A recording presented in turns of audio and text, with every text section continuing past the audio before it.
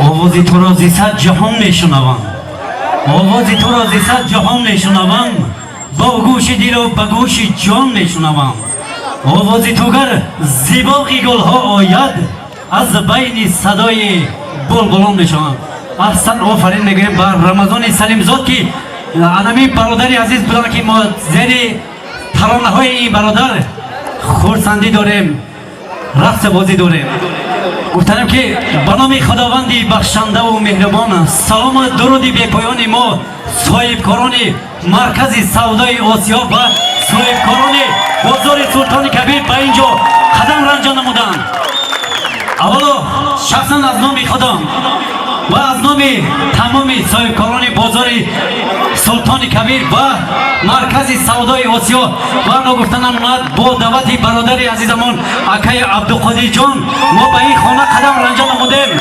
خدای مبارکی هر یکی شما مهمانان پدران مادران را به این خاندان خیر مقدم نوری دیده تاجی سر میگویم. خدا کنه که همین دو دل داده نازنین سال دیگر در توی پسرچشان آمده خدمت کنیم. گفتم که ای دادری جان تویت مبارک باشد، ای دادری جان تویت مبارک باشد، در روزی تویت گل ها قطارک باشد. خود گفتم که یاری خوش کرده گیرم، یعنی یارکی خوش کرده مبارک باشد. چنانه که اکی با اکی سید جعفر جان خواهش کردن یک چند میصد سرود زنده در اجرای باشد، به خاطر مادران عزیز زمزمه میکنم زنده باشه.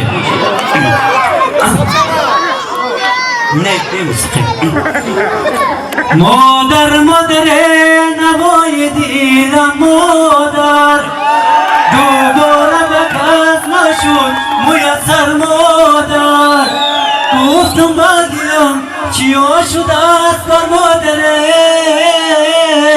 گفتا برادر بیمار چی خواب است مادر، گفتا برادر بیمار چی خواب است مادر. آبی روان روان روانه میرود، آبی روان روان روانه میرود، عمری عزیز و سال مهمانه میرود، عمری عزیز و سال مهمانه میرود.